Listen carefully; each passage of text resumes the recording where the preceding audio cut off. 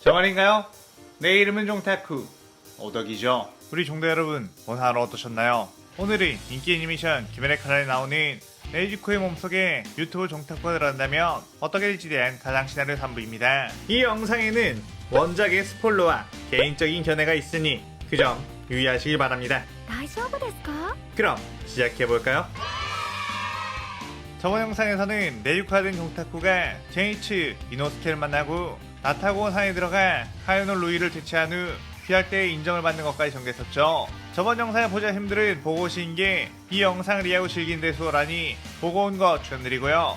이 가상실험 컨텐츠는 원작의 고정을 철저히 떼가는 매끄러운 시누이지 않기 때문에 어느 정도의 설정으로나 능력치 보정은 이해해줬으면 좋겠습니다. 그럼 오늘의 가상 시나리오 시작하겠습니다. 나타공원 산에 다녀온 지 얼마간의 시간이 지나고 탄주로 일행은 날여택에 머무르며 수련했는데 종타쿠는 네이쿠가 여자라는 점에서 시노부와 친하게 지낼 수 있지 않을까 싶어 그녀를 자주 찾아갔죠. 하지만 그녀는 겉으로는 상냥하게 말하지만 마음속으로는 오니에 대한 거부감이 엄청났기에 그게 본능적으로 종타쿠에게 느껴져 더 이상 다가갈 수가 없었습니다.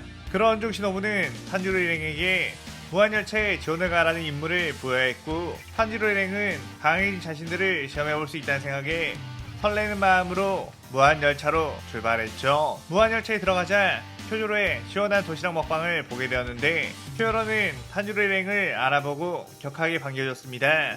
그 뒤 영무원이와 검표를 진행했고 잠시 뒤 모든 승객들은 잠에 몰아떨어지게 되었죠. 그때 엠무의 사주를 받은 아이들이 객실에 들어왔고 귀살대 검사들의 팔에 줄을 묶으려고 했는데 그 순간 탄지로의 나무 가방에서 문이 열리더니 종타쿠가 기어나왔습니다. 종타쿠는 야 너네 뭐하냐? 뒤지고 싶어? 라고 인상을 팍 썼고 그 아이들은 오니가 나왔다는 것에 당황했지만 오니는 자신들의 편이라고 생각했기에 저희는 엠무니가 같은 편입니다 라고 말했죠. 그의 종타쿠는 나는 엠무랑 적인데? 라고 하며 그 아이들을 위협했고 그 아이들은 비명을 지르며 모두 흩어지게 되었습니다. 엠무는 열차 지붕 위에서 지금쯤 귀할대 검사들은 폐인이 되어버렸겠지? 라며 씩 웃고 있었는데 엠무의 사주를 받았던 한 아이가 뛰어와 어떤 오니가 방해를 했다고 일러바쳤죠. 엠무는 응? 이 열차에 다른 오니가 탔다는 건가? 어디 건방지게 하얀 1인 나의 영역에 멋대로 들어온 거야? 라고 하며 그 오니에게 기강을 잡으러 열차 안으로 내려갔습니다. 그런데 그런 엠무를 기다리고 있던 것은 바로 염조랭옥 쿄조로 그리고 단지로 일행들이었죠. 엠무는 어떻게 내 수면 혈기술에서 벗어난 거지? 라며 당황했는데 그때 종타쿠가 자신의 팔뚝에 흐르는 피를 보여줬습니다. 종타쿠는 아이들이 도망간 이후 곧바로 포켓을 시연해 엠무의 혈기술에 걸려있는 이들을 깨웠고 의기양양하게 대기하고 있었던 거였죠. 쿄조로는 지금껏 이런 방법으로 승객들을 잡아먹었냐며 엄청난 투기를 내뿜었고 그대로 화염의 오브션에 엠무에게 뛰어들었습니다. 엠무는 그대로 다시 열차 위로 도망을 가긴 했지만 쿄로는 빠른 속도로 엠무를 뒤쫓았고 그대로 화염의 오브로 엠무의 목을 베어버리는 데 성공하게 되었죠. 하지만 엠무는 열차와 이미 융합한 상태라 곧바로 죽지는 않았고 엠무는 그들을 상대하기 위해 열차 곳곳에 촉수를 꺼내며 승객들을 위협했습니다. 하지만 젠치와 이노스케, 쿄조로가 빠르게 그 촉수들을 베어내며 맞섰고 종타쿠는 탄주로를 열차의 맨 앞칸으로 데려간 뒤 이 밑이 엠무의 목이니 히노카미 카고를 써서 베어버리라고 했죠. 그렇게 탄주로는 종타쿠가 시킨 대로 맨 앞칸 쪽으로 갔는데 그곳에 가자 많은 엠무의 눈들이 기다리고 있었고 곧바로 수면 혈기술을 시연했습니다. 하지만 종타쿠가 그것조차 미리 알고 있었기 때문에 곧바로 포켓을 시연해 그 눈들을 태워버렸고 엠무는 엄청나게 고통스러워하며 맥을 못 추고 있었죠. 탄지로는 그 틈을 노려 히노카미 카오를 시연해 엠무의 목 부분을 힘껏 베어버렸고 그대로 열차는 탈선해 쓰러지며 엠무는 소멸하게 되었습니다. 쿄로는 이번에 네이코의 도움을 많이 받았다며 말로만 들었을 땐 오니가 도움이 될 수 있을까라는 의구심이 있었지만 이번에 확실하게 깨달았다며 누가 뭐래도 넌 명백히 귀살대원이라고 했죠. 종타쿠는 아직 끝이 아니라며 오늘의 메인 이벤트가 따로 있다고 했습니다. 그때 쿄조로 역시 근처에 있는 귀기를 걷는데 상인사 마카자가 어느새 눈앞까지 다가왔다는 걸 알고 곧바로 전투태세를 갖췄죠. 아카얀스 탄지로 일행을 보더니 강해 보인 녀석은 단 하나밖에 없다며 우선 방해될지도 모르니 약한 검사 녀석들을 빨리 처리하기 위해 뛰어들었습니다. 그때 큐로는 아카자를 화염의 호흡으로 막아섰고 아카자는 날카로운 큐로의 실력에 꽤나 놀랐죠. 아카자는 큐로에게 너는 지금 죽이기엔 아까운 인재 같은데 오니가 되지 않겠냐는 제안을 했고 큐로는 귀할 때에서 오니가 되려는 사람은 절대로 없다 라고 말했다가 종타쿠 쪽을 바라봤고 물론 타의적으로 오니가 되는 경우 말고 자의적으로 오니가 되는 경우 말이지 라고 했습니다. 아카자는 몸이 망가지게 되면 또 생각이 달라질 거라며 큐로에게 덤벼들었고 그 둘은 치열한 공방전을 펼치게 되었죠. 큐로는 귀할 때에서 강력한 주 중 한 명이었지만 아카자를 압도하기에는 역부족이었고 아카자는 계속해서 그를 가지고 놀듯이 상대하며 체력을 빼놓기 시작했습니다. 그 둘의 싸움을 보는 제니츠, 이노스케 탄지로는 전혀 자신들이 끼어들 틈이 없다며 망연자실한 상태가 되었죠. 그러다 큐조로는 점점 지쳐가기 시작했고 아카야는 이제 치명적인 부상을 입히기 위해 더욱 예리한 공격을 퍼붓었습니다. 그런데 그 순간 종타쿠가 뛰어들어 발차기를 날렸고 아카야는 그 공격을 여유롭게 막은 뒤 너는 뭐냐며 온이면서 왜 귀할 때 검사 들고 있는 거냐고 물었죠. 종타쿠는 그만하세요 하쿠지씨 라고 말했고 아카자는 하쿠지? 무슨 소리 하는 거냐? 내 이름은 아카자다 라고 했습니다.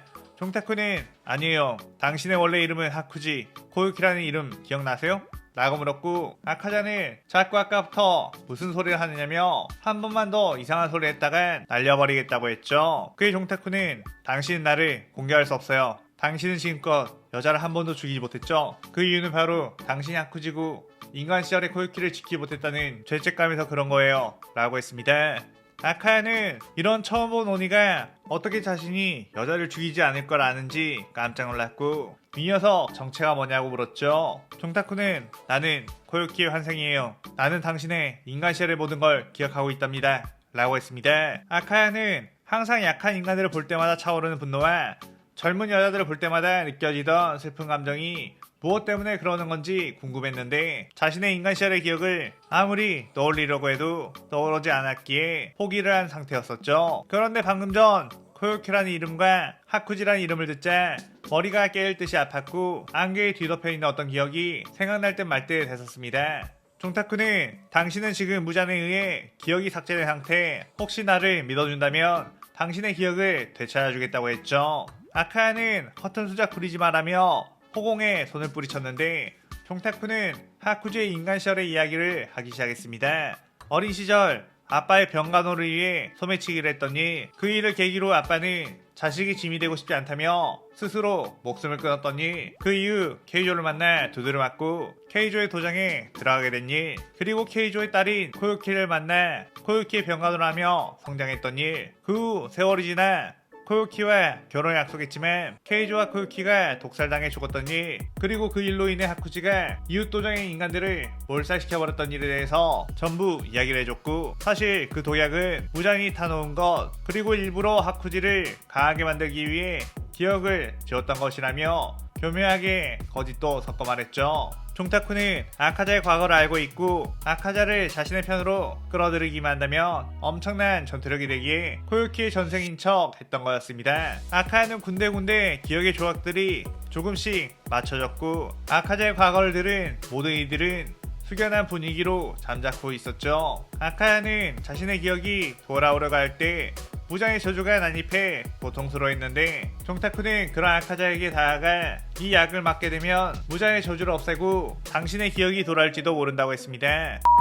그 약은 미리 종타쿠가 타마요에게 자신의 피를 연구해 무장의 저주를 없애는 약을 만들어 달라 했던 결과물이었고 그 약이 완성되자 코유키인 척하는 전략을 짤 수 있었던 거였죠. 아카자는 이대로 무장의 저주를 극복하면 무장과 적이 될지도 모르지만 그럼에도 자신의 기억을 되찾고 싶다는 마음이 컸기에 그 약을 맞게 되었습니다. 그러자 정말로 자신의 인간 시절의 기억들이 돌아오게 되었고 무장이 독을 탔다는 것과 코유키의 환생으로 네이코로 태어났다는 것은 자신이 알 방법이 없었지만 그래도 환생이라는 게 오히려 가능성이 가장 높았기에 그걸 믿게 되었죠.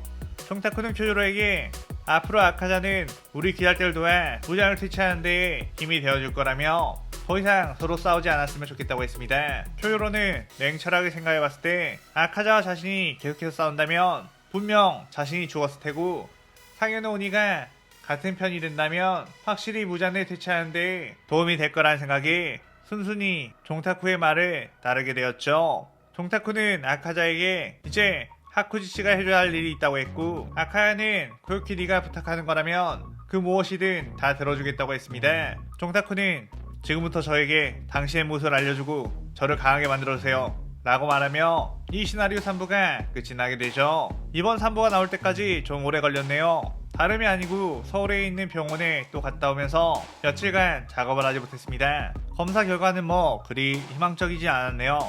그래서 정말 뭐라도 해보자는 심정으로 채널 멤버십 기능을 한번 설정해봤는데 멤버십 가입해주신 분들에게 제 일상이나 다양한 소통을 해보려고 해요. 아무래도 이제부터 제가 평범한 사람들과 다른 삶을 살 수밖에 없고 경제적으로도 어려워질 것 같아서 부득이하게 멤버십을 열었습니다. 최대한 이 채널을 유지하면서 가려면 여러분들의 후원을 기대할 수밖에 없겠네요. 이런 현실적인 부분 이해해 주실 거라고 믿습니다. 많은 관심 부탁드립니다. 오늘의 가상 시나리오에 대한 감상평 많이 남기시고 다음 시나리오 4부도 많은 기대 부탁드려요. 오늘 영상 즐겁게 보셨다면 구독, 좋아요, 알림 설정 누르는 거 잊지 마시고요. 그럼 오늘은 이만 사요나라.さようなら。